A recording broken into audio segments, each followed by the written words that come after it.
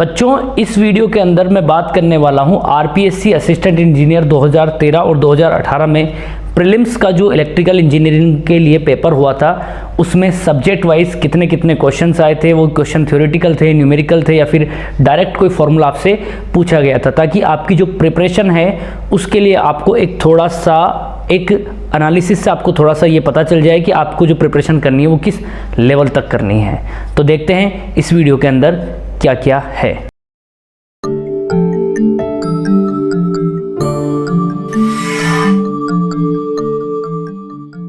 So hello students, welcome you all at nimbus learning powered by engineers academy. जैसा कि मैंने आपको बताया है बच्चों कि मैं आरपीएससी आईएन 2013 और 2018 का जो प्री एग्ज़ाम आपका हुआ था उस प्री एग्ज़ाम में एनालिसिस लेकर के आया हूँ इलेक्ट्रिकल इंजीनियरिंग के लिए। तो पहले मैं 2013 की बात करूंगा और फिर मैं 2018 की आपसे बात करूंगा। तो सबसे पहले मैं आता हूं बच्चों 2013 के अंदर।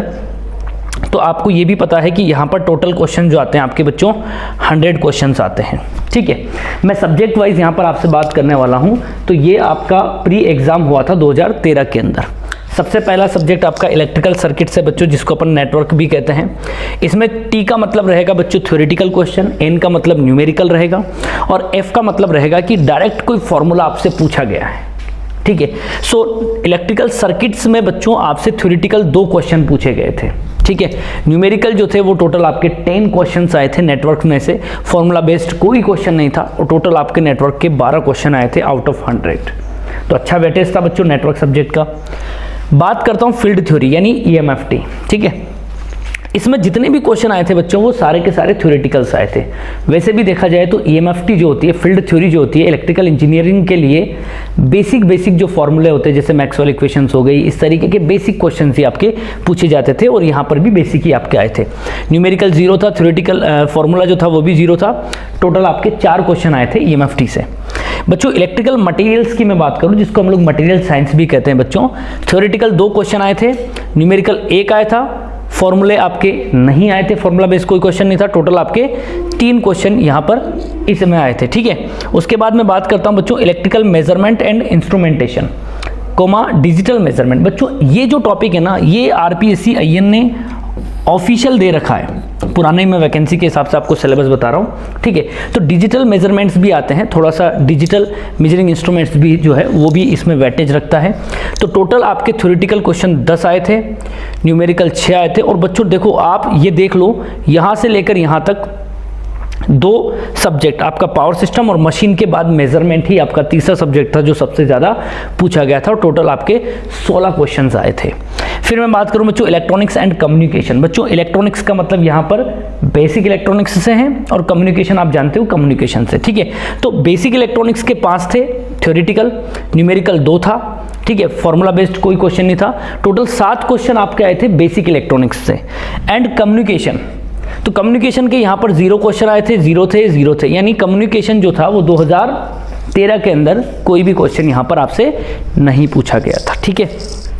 बात करता हूँ मैं डिजिटल इलेक्ट्रॉनिक्स की, जिसमें लॉजिक गेट्स वगैरह आपका आता है, ठीक है। डिजिटल इलेक्ट्रॉनिक्स का 1 क्वेश्चन थ्योरेटिकल था, 4 क्वेश्चन न्यूमेरिकल थे, फॉर्मूला बेस्ड कोई क्वेश्चन नहीं आया था और टोटल आपके जो थे बच्चों टोटल 5 क्वेश्चंस आपके पूछे गए थे, ठीक है। अभी तक एक भी ऐसा क्वेश्चन नहीं आया जहां पर फॉर्मूला आपसे डायरेक्टली पूछा गया हो।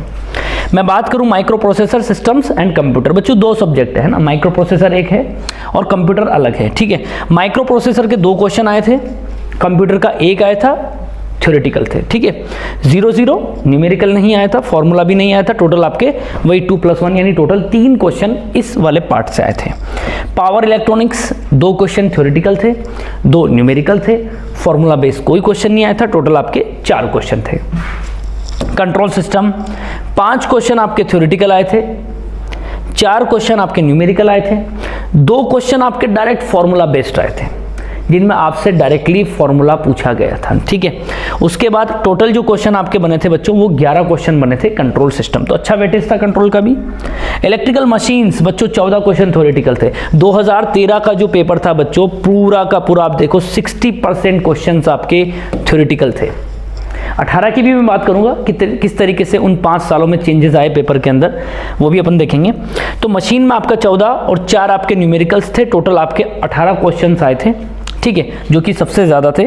Power system, switch gear and protection, ठीक है, यहाँ से आपके 12 क्वेश्चन आए थे बच्चों थ्योरेटिकल से, 5 क्वेश्चन न्यूमेरिकल्स थे और आपका 0 क्वेश्चन जो थे वो फॉर्मूला बेस्ड थे और टोटल आपके 17 क्वेश्चन आए थे, ठीक है। तो आउट ऑफ 100 में से आपके 60 यानी 60% पेपर थ्योरेटिकल आया था, 60% पेपर।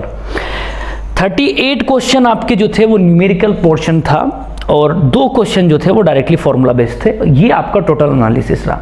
इस प्रीलिम्स के अंदर जो आपकी कट ऑफ गई थी बच्चों, कंप्लीट कट ऑफ में बता रहा हूँ, 119.39 गई थी जनरल की।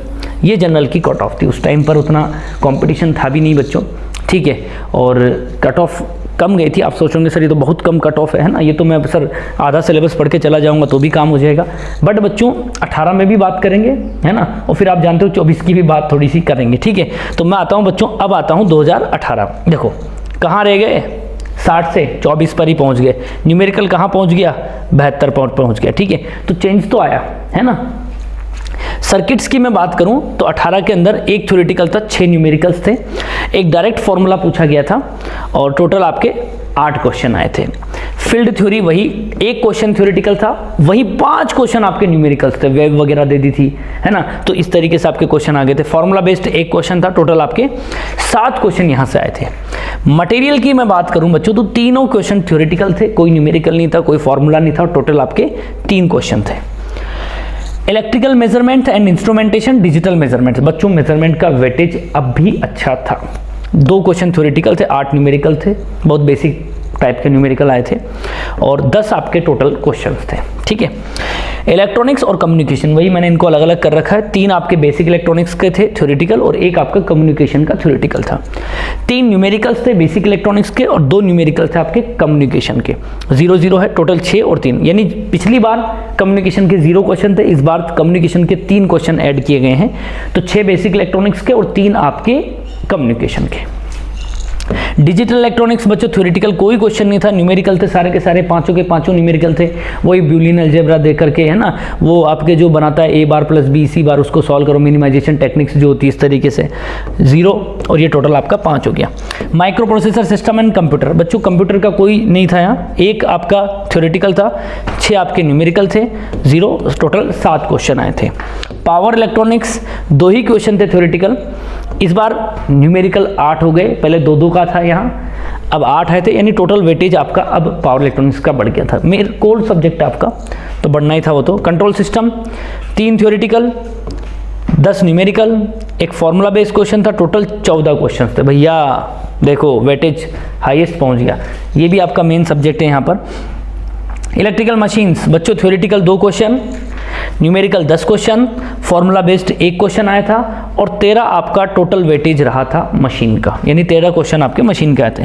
Power system, switch gear and protection के टोटल थ्योरेटिकल 5 क्वेश्चन थे, न्यूमेरिकल 9 थे, फॉर्मूला बेस्ड कोई क्वेश्चन नहीं आया था, टोटल आपके 14 क्वेश्चन आए थे, ठीक है। तो इस एनालिसिस से आपको एक मोटा मोटा पैटर्न पता लगा होगा कि यार कौन कौन से सब्जेक्ट जो है उनका एक वेटेज जो है वो अच्छा है, वहां पर आपको स्कोरिंग करने में मदद अच्छी मिलेगी बच्चों। इसकी कट ऑफ गई थी 169.43, यानी कट ऑफ भी आपकी बढ़ गई, लेवल ऑफ पेपर भी बढ़ा, कट ऑफ भी बढ़ी, कंपटीशन तो बढ़ता ही है, हर बार टाइम टू टाइम आपका कंपटीशन बढ़ता है, ठीक है।